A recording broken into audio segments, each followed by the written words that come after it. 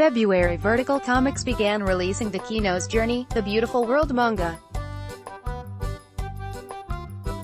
Despite my having had some issues with Kino's Journey in the past, I dived into the manga, hoping to be won over. That ended up being largely successful, and so today I returned to check out Volume 2 and see if it continues to hold my interest. This volume of the series has a political theme running through it thanks to the two lands we see Kino visit. The first is the land of majority rule, where everything is decided by a majority ruling. It seems like a peaceful land, but it has a dark past behind its policies. The town is empty except for one person, and as Kino digs deeper into their history, they discover that anyone who went against the popular opinion was branded a traitor and killed. The second story in this volume is based in the Land of Peace, which was formerly a land at war with a nearby country.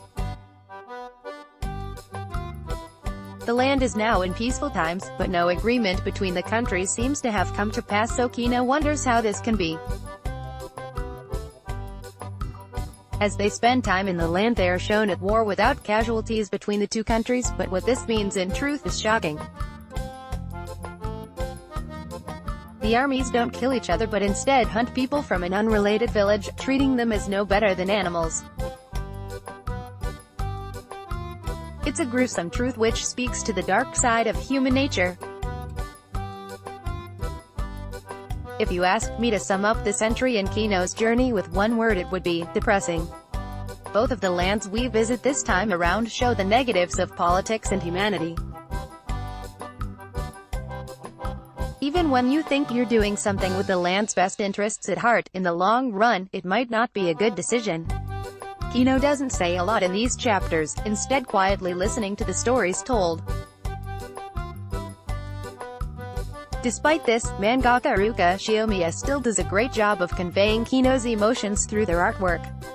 Although we might not be privy to Kino's inner thoughts, their face speaks 1,000 words. Shiomiya also manages to give the residents of the two towns suitably unstable demeanors, perfectly befitting the situations they've found themselves in. I mentioned earlier that this volume is depressing, but I don't think that's a bad thing in this case. Kino's Journey is a thought-provoking look at the human condition. The stories we see in the series are often bleak, but they're fascinating in their own way, and that's where the franchise shines. I'd appreciate a happier story in the next volume to balance things out, but it's by no means a deal-breaker for me. Having said that, I can certainly see why the series wouldn't be for everyone. I imagine the grimness of these tales might be enough to put some readers off, and that's okay. As previously mentioned, Kino's Journey, The Beautiful World comes to English thanks to Vertical. This volume has color opening pages, quoting the still and licensed original light novel series, which are a nice addition to the release. Translation continues to be handled by Jenny McKeon and reads well. Overall, this volume of Kino's Journey, The Beautiful World continues to offer a compelling adventure series. Although it's not for the faint-hearted, if you can look past the depressing nature of these stories, you'll find a fascinating message about humanity. Let's block ads. Why?